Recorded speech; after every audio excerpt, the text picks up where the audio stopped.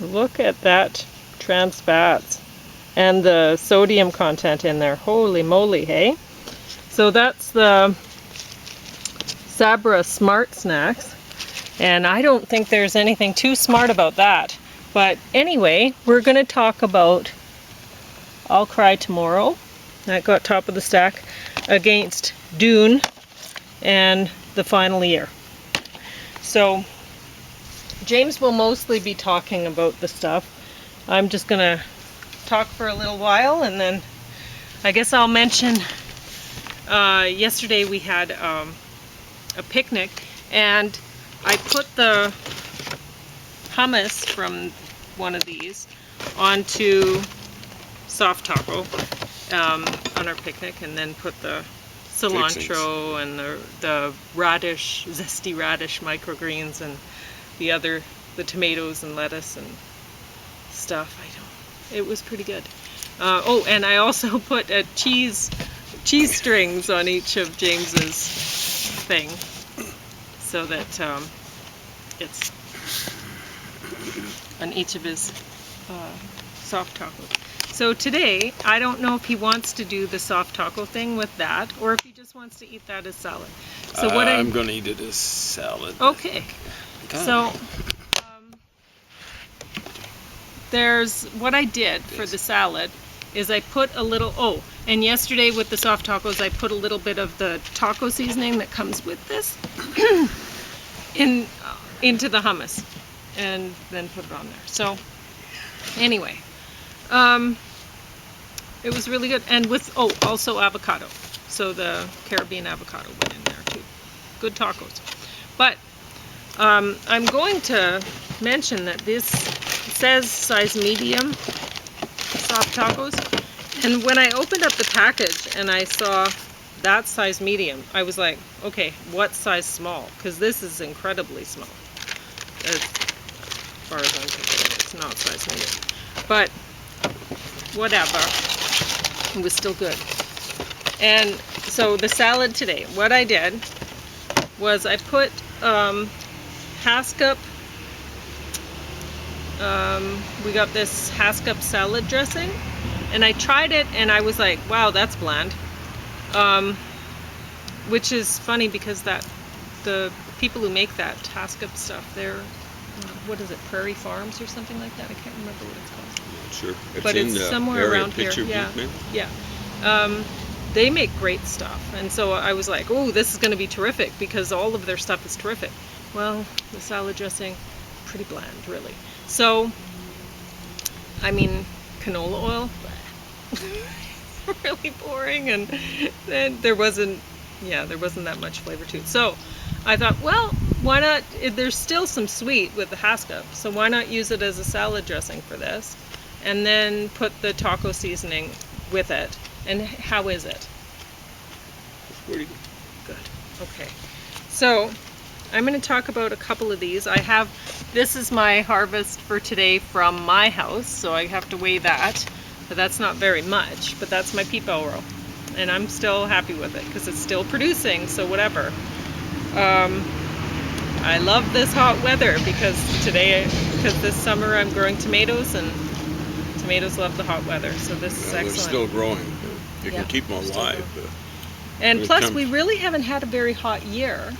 Like people say, oh, it must be a great year for tomatoes. Well, it really hasn't been that hot. Like continuous. Yeah, we'll get hot highs, and then it'll go down, and then it'll go up, and then it'll go. And so we've had a lot of rain this year, as well, and it's just been a very strange year. But this fall we're getting a lot of hot weather, and that's fine because at night it cools down, and so the house isn't heating up. I'm able to bring the temperature back down at night with just the fan by the door. So that's terrific. I'll Cry Tomorrow. So I don't think I'd ever seen Susan Hayward in anything before. But I never had to notice. It's funny. But she was famous when I was a kid. But she did an all right job. Whatever. I'm not really into the whole. It's a movie. It's like an advertisement for Alcoholics Anonymous. Well, whatever. I'm gather not sure it works. if they need advertising. No, because it's about it the only seems thing to I work. gather that works. So it advertises itself. Because the people who go into it, they seem to have success, and I don't know if they have success any other way. So, like James has said, he thinks that the reason it works is that the first thing that people have to do when they go into AA is say, I'm so-and-so and I'm an alcoholic, And so, by saying that, then they take responsibility and then they can move on from that, right? And whereas a lot of lately the thing has been, it's been common for people to just say any sort of drug addiction or anything like that, oh, it's a disease. Well, it's not a disease. And by saying that, you don't actually take responsibility for anything, so you don't move on to try to remedy that. So here's how we can do a control. I've got multiple myeloma, bone marrow cancer. I go to a bone marrow cancer Support anonymous group, yeah, or whatever. Well, anonymous. Yeah. And you go in there. There'd be quite a few people here in town, and I get up there. I'm James A. whatever, and I'm a bone marrow marrow cancer sufferer, and then I just got to stay off bone cancer. How does that work out? You see the difference? You actually got to get treatment when you got a disease if it's serious enough. Sometimes it's a change of lifestyle. Diabetes, for example, but adult onset diabetes comes from addictions. But anyway, I guess this won an Oscar, so whatever. It's black and white and whatever. Yeah. She won an Oscar too. I don't know, the Oscar-winning classic of a the movie did. Yeah. So, anyway, I'll mention we got the guac of this before, this brand, and I do like how this is. So this is like that. They're both sealed and they're together. And so then you have two little bowls, and it's perfect, right? This is just such great design. Somebody thought that through. I will say that. Now, that's just so long as people recycle all that plastic. One of these snacks, this is not a very big snack, and you get 16% of your daily value of trans fat and 37% of your daily value of sodium. That's just incredible. So there's a lot of salt on those crackers or whatever there. So what I thought, well, maybe the hummus is healthier than the pretzels, and so I put that on the soft top. But I don't think I'll get that product again unless you were really a fan of it. Like, we got it on clearance from Shoppers Drug Mart, so we didn't pay very much at all. You recycle. We recycle. Yeah, I will like to use those containers again because they're awesome. So I'll just have to put maybe saran wrap over instead of like it's sealed up with a kind of tinfoil stuff or whatever. But I think it'd be great for me to put my own snacks in those little containers because they're awesome containers. Whoever thought that up was pretty witty. Anyway, so James is gonna, I don't know if we're gonna talk about Dune very much right now. Just we're gonna be talking about the books later on and probably compare back to this or whatever, but this movie's terrible. The books are terrible. I don't know why they're bestsellers. It's but I think it has something to do with just the political climate at the time, maybe, and also when readers see that there's something intellectual behind something, and not to say that the writing was witty at all, or but what the writer did was, Frank Herbert, what he did was take different words and like things like that from specific languages and that are in this world and made it seem foreign, out, different, whatever. And I guess maybe people like that. I'm not sure. But I think they thought of that as being intellectual. yeah, I think they did, but it's really not. It really wasn't very. I guess it worked. So I mean, he got a lot of fame out of it, and probably loads of money and whatever. But yeah, I don't know but James is going to talk about this. Now, what I'm going to say is I think James wanted to put this bottom of the sack, and I said, no, you should put it top of the sack because it's very telling. And even though, yeah, it was a tough listen, we went to Waterton and had time to watch both of these. So this, I was driving and James was watching Dune, and it took us all the way up to Roe Lakes and back to Maskinonge Lake where we had our picnic, and this was done. And then I put this one on, and it took us all the way back home. Pretty well. So, there was a little left over. 5 minutes. That's it. Enough time for him to get back home after I drove me to my house, and then he. So. Now understand, I made sure that this morning I listened to the 5 minutes. I didn't actually see it. Oh, you didn't? I didn't think I'd see anything revelatory. I was just there. Stupid. But I faces. was kind of laughing while we were going because I don't know if you've watched Pee-wee's Playhouse, but I used to like watching that when I was a teenager, and I thought I was really bummed when they canceled that. I realized that they didn't want to put a TV show given what happened. Well, wasn't he just outed as a gay? I think he was in a. You know what? I don't really want to say because I'm not sure exactly what happened. I can't remember. I think he was in a gay movie theater. Yeah, there we go. I think that's all that it was. It was the gay thing. Yeah. And that was in the 80s? Mm-hmm. There'd been the. Absolutely I think shameful. the 90s even, maybe. Yeah, well, Or yeah, maybe, I know. Maybe 90. Well, I'm not early sure. 90s. Absolutely early. shameful that happened to him. Who cares? Yeah.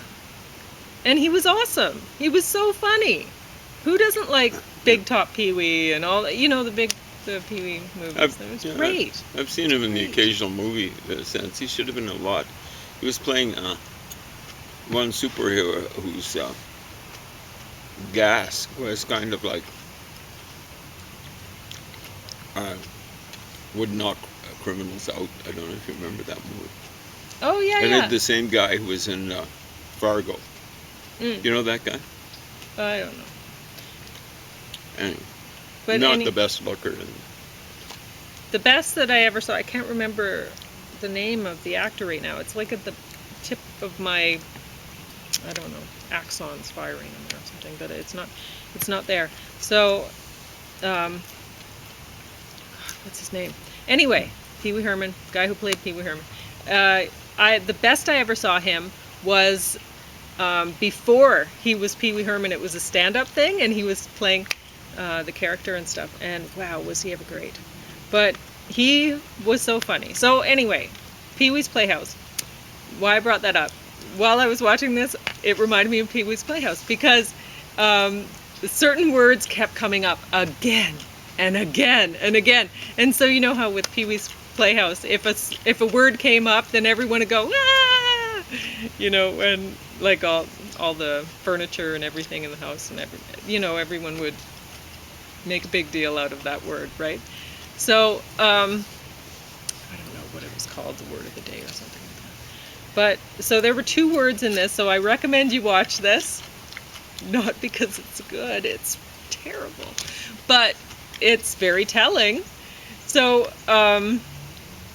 and I like documentaries that work against themselves. This is like an advertisement for the Obama administration, the final year, but it's so bad. It's like, wow, the guy had to come down because he was terrible. So anyway, we'll get into that. And that's sad because everybody had such great hopes for Obama. I think, well, I didn't. most people, you didn't. Okay, well, a lot of people did. Anyway, misplaced hopes, I guess. Dreams, delusions. But diplomacy, that comes up so many times in this. So every time you hear diplomacy go, ah, when you're watching this. And what was The the other other one's key because it was starting Frustrating. to bother. Yeah, frustration. Frustration, or No, I think it was frustrating. So, But someone yeah, anytime you hear that, someone wants to find insanity as doing the same thing and expecting a different result. Yeah. And that's what they are reacting to. The diplomacy, that's scripted for them. yeah. We're Well, doing this diplomacy. is ridiculous, though. The Like they're frustrating wasn't scripted. But that's what they kept on saying. And they might as well have been on script because it was just an automatic pilot. Oh, this is frustrating. Yeah, When so the something's final year- frustrating, you don't beat your head against a wall. the final where year. you What find was the door. Obama doing? Well, he wasn't taking Trump seriously. No. Trump's advertising himself. He's working with the people of the United States this final year and making everybody notice him. Where's Obama? Campaigning around the globe. He's on a world Campaigning vacation. for his Not just legacy. a European vacation, a global vacation on the taxpayers' coin. Why? Diplomacy. Yeah, Ah! diplomacy. And he Yeah. wanted to leave a And- legacy of world peace. Which is ridiculous. I mean, he can't even deal with anyway. Yeah. So, there's one part of this when they go. I mean, it's sad, funny, but it's you got to go. Wow. Anyway, they go to where were they? Somewhere in Africa. The Cameroons, I think they maybe stopped in Nigeria, but definitely in the Cameroons. They stopped in Laos. Oh yeah, they did there. They stopped But- in Vietnam. They stopped in Yeah, but I'm talking about. Japan. There's one place where they were going to talk to people about.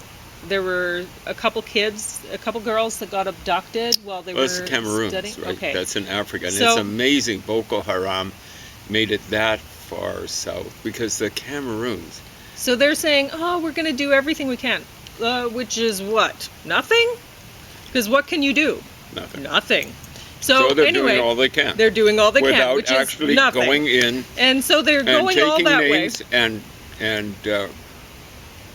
beating the you-know-what Yeah. out of them. So while they're there, they end up their entourage or something, one of their vehicles in there ends up running over a little boy and killing him. So not only they go there to, oh yeah, we're gonna do everything we can to save these little girls, which is nothing. They can't save them. They're not going to do anything. So they're just going there on a vacation of like.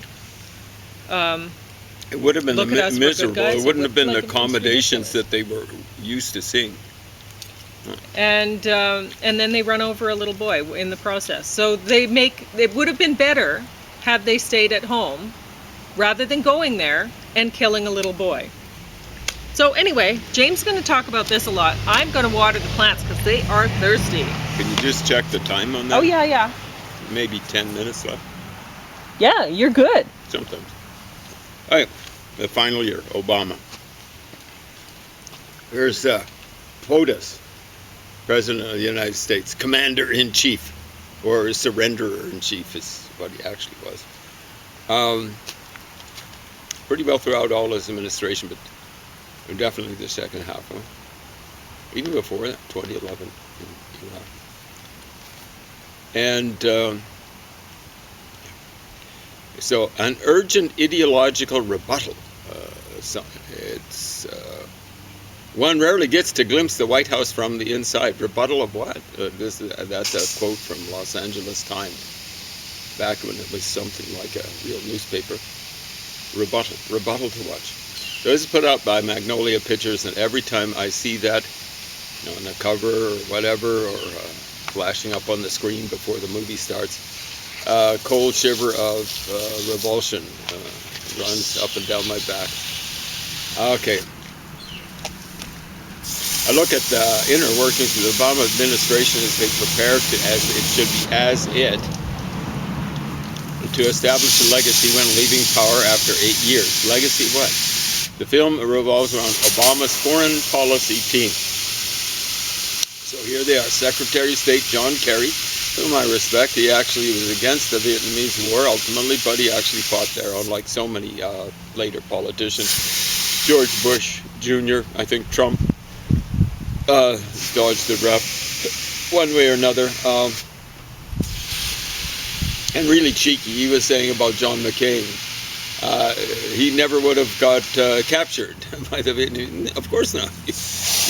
They'd have to kidnap him back in, well, he's living in the lap of luxury way back during the Vietnamese War. They'd have to do some sort of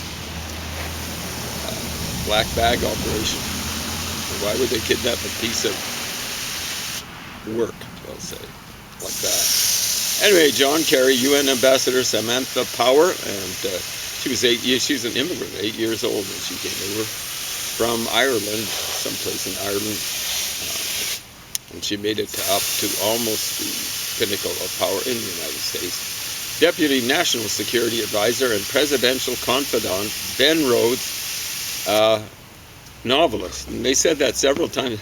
Why? Why would you advertise a deputy national security advisor, any sort of security advisor, national security advisor? That you're basically responsible for foreign policy, probably spying a little bit, all that sort of stuff. What, a novelist? That's his big qualification? Yeah, gag me with a spoon. As well as national security advisor, so Susan Rice. And I don't know what she did. I thought she was deputy, but no, she's national security advisor. She was just like a non-entity on the screen. And when I see that, I'm saying token. I'm calling token. Now, unfortunately, like it looks as though deputy national security advisor Ben Rhodes was making the calls, but he's a token novelist. Like, what the hey is that about? A novelist? I've known lots of novelists that I wouldn't have known one amongst that company who would know anything about national security. Well. And then, President Obama himself, over the course of the 2016, they traveled the world attempting to solidify and lock in policies that they believe will define their legacy, promote diplomacy over large-scale military action, and fundamentally alter how the U.S. government confronts questions of war and peace as they prepare to hand over the machinery of American power to a new administration. Hand over. And the thing is, like your legacy, really, I mean, Reagan left a legacy. The ultimate legacy in a democracy is making sure that people that share your point of view, at least to a certain extent, are elected in the next election cycle. Did that happen with the Obama administration? He did at least win re-election, and that's because he was competent, or his advisors were. I don't think he understood economics much of anything. Maybe more than he understood foreign policy. But they actually made sure the American economy ran pretty well. And it wasn't happening when he took over. Close to the first half of the first year Obama was in, they were in a recession. Now, they weren't responsible for that because a recession is defined by 2 consecutive, what they call quarters. That's 3 months. So 2 consecutive quarters would be 6 months, half a year, of negative economic growth, defined by GNP or GDP. I think it's more gross domestic product. There's really usually not that much difference between gross national product and gross domestic. And so Obama administration can't be held responsible for that because they took over. It would have been in January, middle January, maybe even late January. They're not responsible the whole of those 6 months. Bush had a recession before. It was a deep recession. They call it the Great Recession. It's really a mini depression. It's probably more serious than things that used to be called depressions. Up until maybe I was a kid. I don't know when they started changing it. I mean, you look at that stupid chimp Eisenhower, he had 3, what they define as recessions, in 8 years of maladministration. And I said maladministration or misadministration. 3 recessions in 8 years? What's that about? Ridiculous. And you got all sorts of left-wingers saying, wow, that guy was awesome, he's better than Kennedy. Jesus. You know what. Yeah. 3 recessions in 8 years. Kennedy had how many? None. I was in for less than 4 years, but he had none. Johnson had none, who finished out Kennedy's administration and then had 4 more years. Johnson had none. You know, like Bill Clinton, whom the left-wingers hate. You know, like worse than Eisenhower. Well, no, he had 8 years, no recession. Joe Biden, I'm sure the lefties hate him. 4 years, no recession. Yeah, it's just that's the way the Democrats usually operate. You notice I left out Jimmy Carter. He's the only Democrat since before I was born, before my brother was born. He was born in '51. The only Democrat to preside over a recession. All that time, they've been in roughly 40 years. All that time, whereas the Republicans in for roughly 40 years. How many recessions? I believe it's 10. 10 to 1. It's not even close. No. I don't know. These guys flying around the world. One of their mantras. They had several. Persons, I think, only supposed to have one. But was global warming. Making an issue out of that because they want to get the world on their side. We don't want to be out there warming up the planet any more than necessary. Okay, yeah. You sell that to the American people. It's tough. It's a tough sell. But they're selling it to the world. And what are they doing? Jetting around the world. Wee-hee-hee. Guess what? Jet fuel. Running a jet just spews out greenhouse gases. Spews it out. Here these guys are, spreading the gospel, but spreading carbon dioxide. Stupid. Absolutely stupid. Just thoroughgoing hypocrisy. So Obama is just, I don't know what his position on foreign policy is. I don't know whether to call it supine or prostrate. And I got the second R in there, okay, prostrate. So what's supine is lying on your back. Prostrate is lying on your front. Now, in ancient times, people would prostrate themselves and kiss. We've got a rendering of it, actually. Well, not quite prostrate themselves, but they'd kiss the toes or sandals of Assyrian kings. We've actually got at least one rendering of a guy they figure was Jehu, king of Israel, of the 10 northern tribes. Kissing the toes or the way the Assyrians put it is one king was writing to one of his administrators, I believe in present-day Turkey, but somewhere in the far-flung the far-flung Assyrian Empire, and he said, "You'll make those guys polish your sandals with their beards." Polish your sandals with their beards, but they also drew people.